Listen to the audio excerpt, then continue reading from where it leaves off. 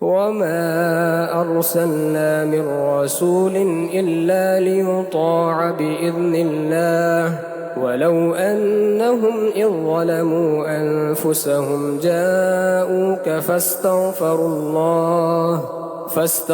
الله واستغفر لهم الرسول لوجدوا الله توابا رحيما.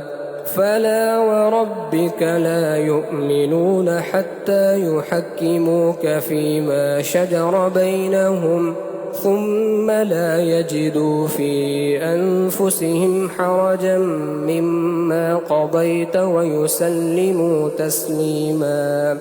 ولو أنا كتبنا عليهم أن اقتلوا أنفسكم أو اخرجوا من دياركم ما فعلوه إلا قليل منهم ولو أنهم فعلوا ما يوعظون به لكان خيرا لهم وأشد تثبيتا وإذا لآتيناهم من لدنا أجرا عظيما ولهديناهم صراطا مستقيما.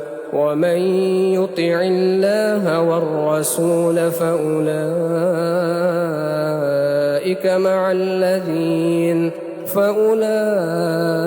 مع الذين أنعم الله عليهم